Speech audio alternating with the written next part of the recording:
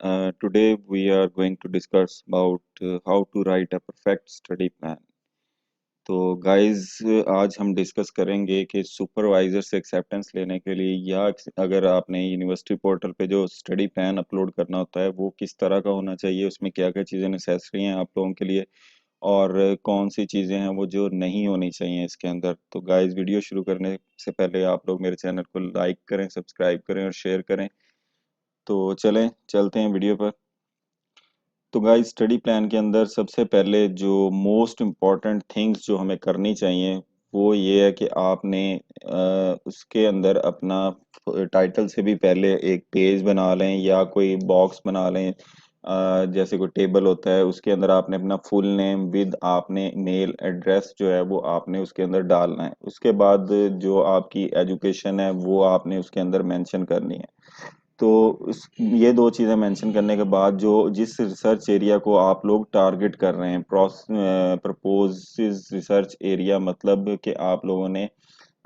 For example आप data mining को target कर रहे हैं तो आपने उस रिसर्च एरिया को मेंशन कर देना है। ये तीन चीजें मेंशन करने का मकसद ये है यहाँ पे कि एक तो आपके वो जो आपका मतलब पर्सनल इंफॉर्मेशन है उससे नो हाउ हो जाएगी, आपका मेल आईडी उसके पास आ जाएगा सुपरवाइजर के पास। उसके बाद उसे पता होगा कि आपने एमएस किया हुआ है या एमसीएस किया हुआ है, आपका स्टडी लेवल उसे पता चल जाएगा कि ये बंदा अगर मेरे पास आता है तो इसका लेवल क्या है। और मेन थिंग जो है रिसर्च का जो उसने जो आप रिसर्च एरिया प्रपोज करोगे उसे कि वो दे ये देखेगा कि ये जो रिसर्च एरिया फॉर एग्जांपल मैं डेटा माइनिंग प्रपोज करता हूँ तो वो ये है कि उस प्रोफेसर का भी जो है वो अगर तो डेटा माइनिंग ही उसका जो है वो रिसर्च एरिया है तो वो उस चीज को यहीं पे देख के जज कर लेगा आपको कि ये बंदे ने मेरा प्रोफाइल को गौर से देखा है, इसको समझा है और उसने उस लिहाज से जो है वो स्टडी प्लान तैयार किया है। तो गाइज आप लोगों ने ये तीन चीजें तो मस्त ज़हन में रखनी है। सबसे इम्पोर्टेंट इनमें से रिसर्च एरिया है कि आप लोगों ने जो प्रोफेसर का रिसर्च एरिया होगा उसी के तहत आपने स्टडी प्लान बनाना है। और उसके बाद जो है वो नेक्स्ट पॉइंट आपका आ जाता है कि आपने उस जो आपने स्टडी प्लान लिखा है उसका एक अब्स्ट्रैक्ट आपने डिफाइन कर देना है। उसके अंदर आपने जो आपके स्टडी प्लान के अंदर चीजें हैं उनको आपने मतलब एक ब्रीफ छोटी समरी होती है एब्स्ट्रैक्ट, आप लोगों को बहुत सारों को आइडिया होगा इसके बारे में।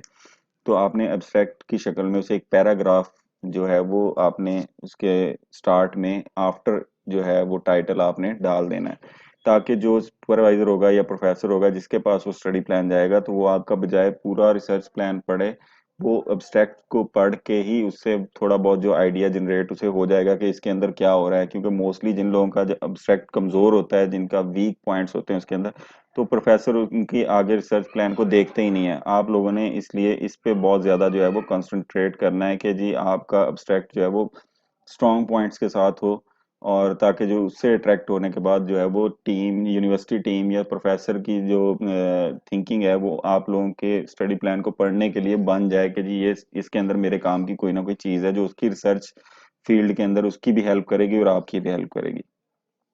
उसके बाद आ जाते हैं जी brief introduction of research in which you are interested. अब ये आ जाता है कि जो आपने उसे रिसर्च प्लान दिया है या स्टडी प्लान दिया है उसके अंदर आप क्या करते हो कि जी आप उस रिसर्च का एक इंट्रोडक्शन देते हो कि जी मैं फॉर एग्जांपल मैं डेटा माइनिंग पे काम कर रहा हूँ या मैं फॉर एग्जांपल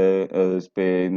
डीप लर्निंग में कोई इस तरह का कोई प्रोजेक्ट करना चाहता हूँ। तो उस प्रोजेक्ट के अंदर क्या कुछ होगा उसका ब्रीफली जो है वो एक इंट्रोडक्शन आप उसे देंगे। उसके बाद आपने क्या करना है, नेक्स्ट जो बड़ा इंपॉर्टेंट है वो बैकग्राउंड ओवरव्यू। बैकग्राउंड ओवरव्यू इसलिए जरूरी है कि आपने क्या करना है कि उसके अंदर आपने 15 से 20 लेटेस्ट पेपर, फॉर एग्जांपल आपने जो भी आपने रिसर्च एरिया चूज किया है या जो भी आपने स्टडी प्लान जिस टॉपिक पे भी दिया है तो आपने कोशिश करनी है कि 2015 फॉर एग्जांपल ये 2021 चल रहा है तो आपने 2016 से पीछे नहीं जाना। मतलब 2016 से पीछे वाले पेपर्स नहीं लेने, उनसे ऊपर वाले पेपर्स लेने हैं, उनके रेफरेंस मतलब 2016 से आगे क्यों, मतलब 5 साल से पीछे के रेफरेंसेस आपके ओवरव्यू के अंदर नहीं होने चाहिए, लिटरेचर रिव्यू के अंदर नहीं होने चाहिए। ये एक बैड इम्पैक्ट जाता है अगर आप उससे पीछे के रिव्यूज उठाते हो, मतलब उससे पीछे के आप पेपर्स को उठा के उनका रेफरेंस इसके अंदर देते हो। तो गाइज नेक्स्ट पॉइंट हमारे पास बनता है outline learning objective and assignments. जो स्केड्यूल्स हैं वो क्या होंगे आपके। तो इसमें ये आ जाता है कि ऑब्जेक्टिव्स, आउटलाइन लर्निंग ऑब्जेक्ट, कि आप लोगों के मकसद क्या हैं इस रिसर्च को करने के, और आप असाइनमेंट्स जो इसके अंदर आप छोटे छोटे पोर्शंस बना देंगे कि मैं जी ये काम जो है वो इस टाइम कर लूंगा, मैं एक पेपर, रिसर्च पेपर इस टाइम पे, मतलब फर्स्ट ईयर के एंड पे पब्लिश कर दूंगा या मिड में पब्लिश कर दूंगा। तो वो इस तरह के आपने छोटे छोटे असाइनमेंट्स अपने आप के लिए डिफाइन करके उसके अंदर थोड़ी सी आपने एलेबरेट कर देनी है। उसके बाद नेक्स्ट आ जाता है आपका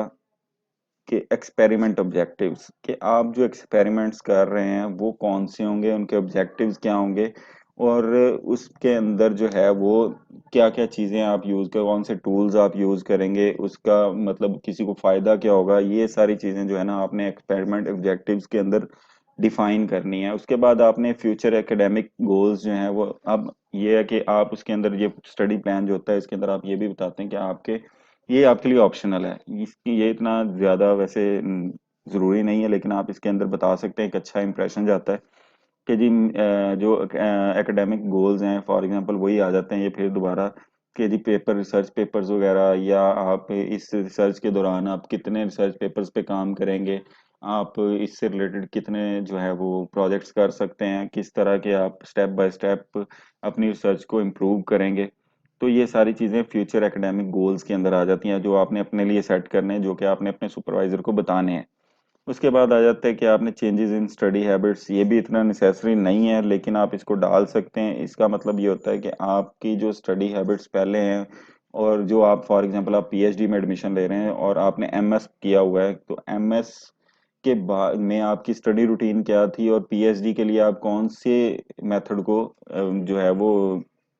फॉलो करेंगे स्टडी के लिए, कि आप जो है वो जो आपने गोल सेट किए हैं रिसर्च के लिए आप उनको अच्छे से मीट कर सकें। तो उसके बाद आ जाता है एक्सपेक्टेड रिजल्ट्स। एक्सपेक्टेड रिजल्ट्स से मुराद यहाँ पर ये है कि जो आपने एक्सपेरिमेंट्स किए हैं उनके रिजल्ट्स आपके पास क्या आएंगे, तो उन रिजल्ट्स के क्या फायदे होंगे, किस तरह के रिजल्ट्स आएंगे, वो रैंकिंग में आएंगे या फिर आपके वो थ्योरेटिकल कोई रिजल्ट्स होंगे, या फिर आपके फॉर एग्जांपल कोई आपकी ग्राफिक्स पे अगर आप काम कर रहे हैं तो वो ग्राफिकल रिजल्ट्स, मतलब कोई डॉटेड डायग्राम होगी, या कुछ इसके अंदर ये है कि जी आप 5 स्टार रैंकिंग दे रहे हैं, कि जैसे कि फॉर एग्जांपल एक मूवी रैंकिंग सिस्टम कोई बना देता है तो उसके अंदर आप 5 स्टार रैंकिंग देते हैं, तो आप कहते हैं जी वो रैंकिंग के थ्रू आएगा, जी 5 स्टार आएगी रैंकिंग। तो ये इस तरह के एक्सपेक्टेड रिजल्ट्स जो हैं वो आप पहले से उसके अंदर डिफाइन कर दें कि जी मैं इस जो 2-3 साल का मेरा ड्यूरेशन है उसके अंदर मैं ये चीज़ें करूंगा और उनके ये एक्सपेक्टेड रिजल्ट्स होंगे। और एट दी एंड जो सबसे इम्पोर्टेंट है कि आपने रेफरेंसेस ज़रूर डालने हैं, जो भी चीज़ें आपने यहाँ पे मेंशन की हैं। अब यहाँ पे बात आ जाती है रेफरेंसेस किधर किधर आएंगे। रेफरेंसेस आपके आएंगे इंट्रोडक्शन पार्ट के अंदर, उसके बाद आपके बैकग्राउंड ओवरव्यू के अंदर, ये दो जगह रेफरेंसेस मोस्टली आते हैं। इसके अलावा जो है रेफरेंसेस जो है वो बहुत कम आते हैं, क्योंकि जो आपके